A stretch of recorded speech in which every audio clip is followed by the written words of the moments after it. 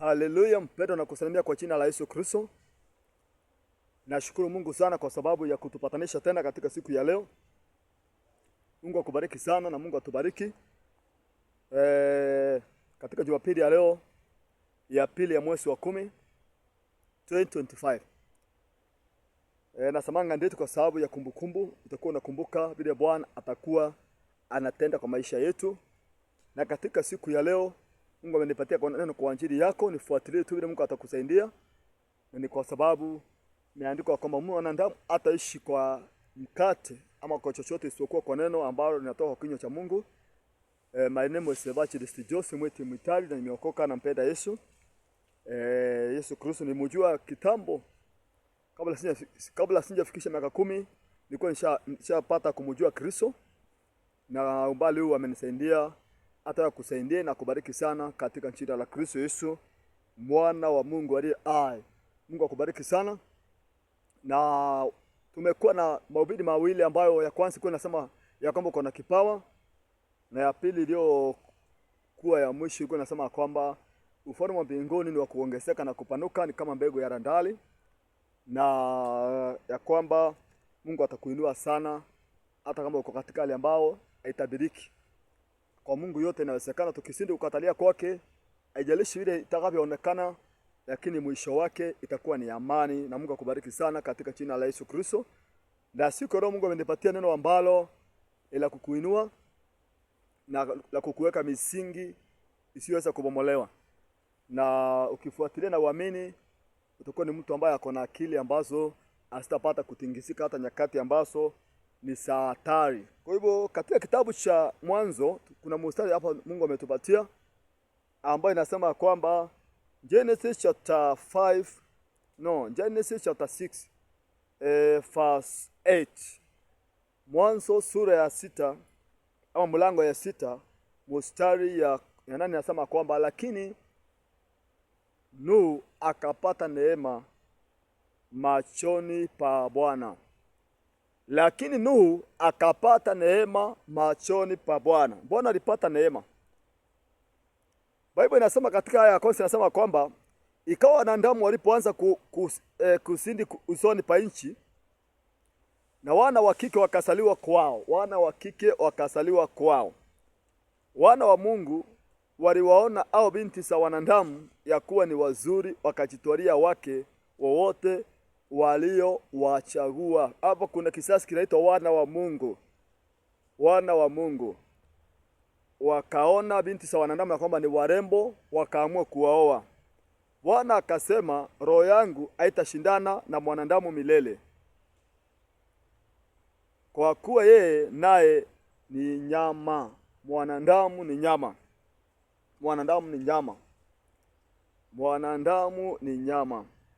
Kwa hiyo hapa Bwana alikuwa amekuwa na watoto ambao wanaitwa watoto wake, ambao wanaitwa wana wa Mungu.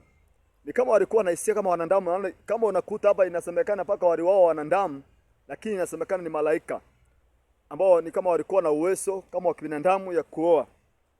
Aki hapa Biblia inasema kwamba nao wanafili walikuwako duniani siku zile. Na acha turudie mstari ya 3 inasema Bwana akasema, roho yangu haitashindana na mwanadamu milele, kwa kuwa yeye naye ni nyama. Basi siku zake zitakuwa miaka 120. Yaani Mungu sasa amepunguzia wanadamu miaka. Sasa akasema itakuwa 120. Okay, ine inasema nao wanefili walikuwako duniani siku zile. Tena baada ya hayo wana wa Mungu walipoingia kwa binti za wanadamu, wakazaa nao wana. Hao ndio waliokuwa watu ondari samani, watu wenye sifa, mchanganyiko ya kisasi ya wanadamu na wana wa Mungu.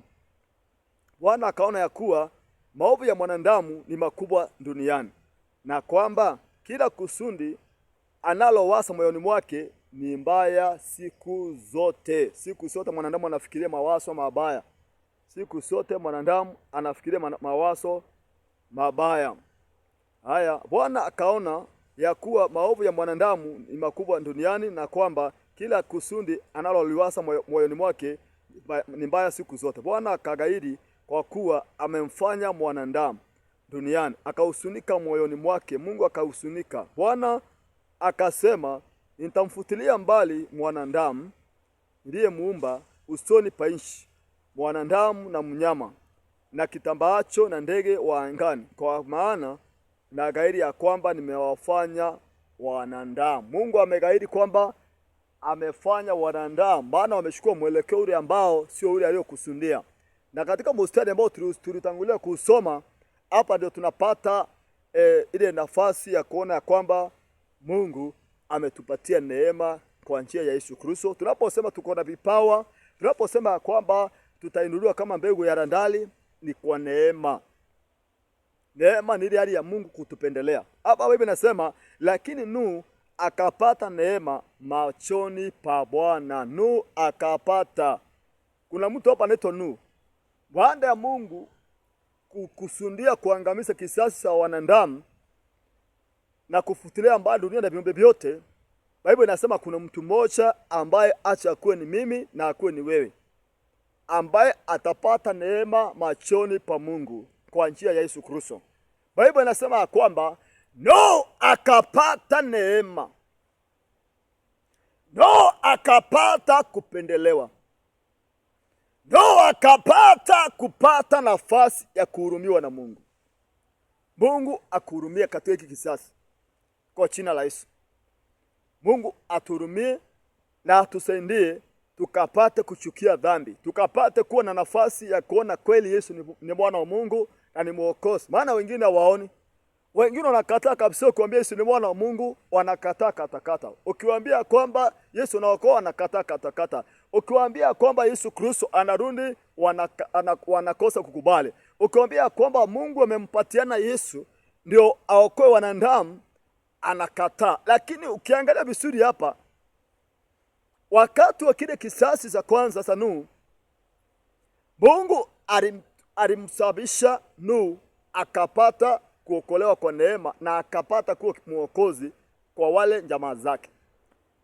Nuhu alipata neema, na alipopata neema akawa mwokozi wa kisasi kile ambacho kimehifadhi mbegu ambao ni mimi na wewe.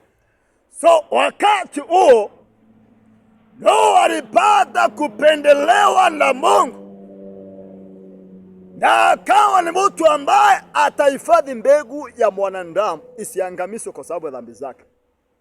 Na kwa njia ya Yesu, Mungu naye amekiokoa kisasi cha mwanadamu kisiangamizwe. Maana wakati ule unakuta Mungu aliangamiza dunia na maji. Hiyo ndio njia alitumia, na alipomaliza akasema ataangamiza wanadamu tena na maji. Akasema atasababisha gharika tena kwa wanadamu. Hiyo ndivyo Mungu alivyosema. Lakini kwa kisasi kenye tuko saa hii, Mungu amekihifadhia hukumu iliyo ya kutisha sana. So si kusema wakati ule ndio kulikuwa kubaya, saa hii ndio kuko kubaya. Maana kisasi hiki kiko, Mungu amekusudia kukiteketeza kwa moto, kisasi kisiso muamini Yesu Kristo. Mungu amekusudia kuconsume the whole world. In the book of 2 Peter chapter 3 verse 8. Enda usome hapo.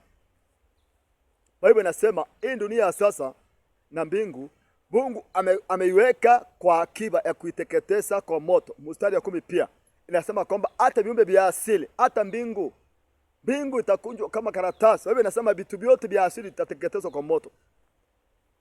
Kwa hivyo yule Nuhu alipata neema ya kuokoka wakati ule pamoja na watoto wake. Maana akaambiwa na Mungu, hii dunia nitaigarakisha kwa maji, na akakubali. Na ukiambia Mungu anaenda kuiteketeza dunia kwa moto, muamini Kristo, usikose kuamini. Sitaki kukuhukumu. Usikose kuamini. Amini na mimi niamini, amini nimeamini. Tukapate kuokolewa. Maana dunia ya wakati ule aliambiwa tu kimchezo, akaambiwa Nuhu, unajua hii dunia nitagarakisha kwa maji, maana uovu wake umekuwa mingi sana. In the book of Hebrews chapter 11 verse 7. Biblia inasema kwamba na Nuhu akisha kuonywa na Mungu kwa habari ya mambo yasiyoonekana bado, kwa sababu alikuwa mcha Mungu, aliamini na akatengeneza safina ili aokoe nyumba yake. Aliambiwa na akakubali. Aliambiwa hii dunia nitaigalakisha kwa maji, hii dunia nitaiharibu kwa maji. Yule Nuhu hakuwa na maswali 100, alikubali na akaanza process ya kujenga safina kama alivyoelekezwa. Kwa hivyo mimi na wewe mpendwa, tuamini ya kwamba Yesu Kristo ndiye Bwana Mwokozi wetu na atatuokoa wakati dunia inaenda kuteketezwa kwa moto. Kulingana na mstari tumesoma kitabu cha 2 Peter chapter 3 verse 7. Mungu anasema ataiteketeza dunia kwa moto. Kwa hivyo tuamini na tumkubali Kristo Yesu, tukapate kupewa ile mbingu mpya na nchi mpya, according to the book of Revelation chapter 21. Enda usome hapo. The book of Revelation chapter 21 mstari wa kwanza. Yohana alionyeshwa na Mungu mbingu mpya na nchi mpya ikitoka juu mbinguni kwa Mungu. Maana ile dunia ya kwanza aliambiwa haikuonekana tena. Ile dunia ya kwanza na mbingu silikuwa zishaondolewa, asikukuwa tena. So wakati wowote mtu anaponunua gari yake ikiharibika, anapelekanga kwa karakana ya yule mafundi ikatengenezwe ikakue katika hali ya kuboreshwa. Lakini dunia ilipoharibika baada ya Mungu kuitengeneza, Mungu hakupanga kutengeneza kuifanyia renovation. Mungu hakupanga kuirekebisha dunia ikuwe sawa. Aliamua kuiteketeza hiyo dunia kwa moto, na akaamua kutengeneza nchi nyingine na mbingu nyingine ambako hakuna shetani, ambako hakuna uovu, ambako hakuna dhambi. Hiyo ndio mbingu mpya na nchi mpya ambayo tunahubiri tukiambia kila mtu amwamini Yesu Kristo. Na akimwamini Kristo, tutapata kuingia kwa ile mbingu mpya na ile nchi mpya ambako tutakuwa na Mungu. Mungu ndiye atakuwa nuru. Nuru itokayo kwa kiti cha enzi za Mungu. Hiyo nuru itakuwa inaangazia hiyo mbingu mpya na nchi mpya. Hakutakuwako na dhambi tena. Hakutakuwa na jua, hakutakuwa na mwezi, hakutakuwa na nyota, hakutakuwa na bahari. Kutakuwa ni nchi ambayo Mungu ametengeneza, a special world, ambako wale tunaomwamini Mungu na kukubali Kristo tutakuwa na nafasi kwa ile nafasi ambayo Mungu anatutengenezea. Kwa hiyo mpendwa, siku ya leo Mungu akubariki sana na kutakia ukapate neema. Biblia inasema yule Nuhu akapata neema. Nuhu alipata neema wakati Mungu aliamua kuigarakisha dunia kwa maji. Biblia inasema yule Nuhu akapata neema machoni pa Mungu. Na ndio Biblia inasema kwa kitabu ya Waefeso sura ya 2 mstari ya 8. Biblia inasema tunaokolewa kwa neema kwa njia ya imani. Sisi ambao tunamwamini Yesu tunapata neema, tunaokolewa kwa neema kama vile Nuhu alipata neema kwa ile dunia ya kwanza kabla haijaharakishwa kwa maji. Ili alipata neema, mimi na wewe tumepata neema ya kupewa Yesu. Tukimwamini tutaokolewa na dunia ambayo Mungu anaenda kuiteketeza kwa moto. Katika siku za mwisho haitakuwako tena dunia iliyo na mashetani, dunia iliyo na shetani, dunia iliyo na dhambi, dunia ina watu wanashukiana, watu wanauana, watu wanatendeana mabaya. Hiyo dunia haitakuwako tena. Itakuwa ni dunia mpya ambayo kila mtu anafikiria mwingine vizuri. Kila Mungu tu anapenda mwenzake.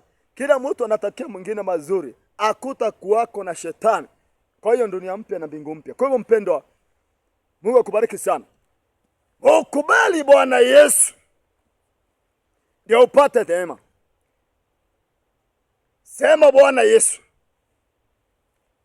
kutoka siku ya leo na kukubali uniokoe. Okoe Bwana Mwokozi wangu. Na mkataa shetani. Wewe Yesu nakukubali. Wewe ni mwana wa Mungu, wewe ni Mwokozi wa ulimwengu. Ulikufa na ukafufuka. Na wewe ni mwana wa Mungu. Nakupenda Yesu, tawala maisha yangu. Msamehe dhambi na makosa. Kutoka leo mimi ni wako. Asante Mungu kwa mwana wako Yesu Kristo. In Jesus name, amen. God bless you. Imeandikwa mtu yeyote atakayeita jina la Bwana ataokolewa. Wewe umeokolewa maana umemwamini Kristo God bless you. In Jesus' name. Amen. Amen. Amen.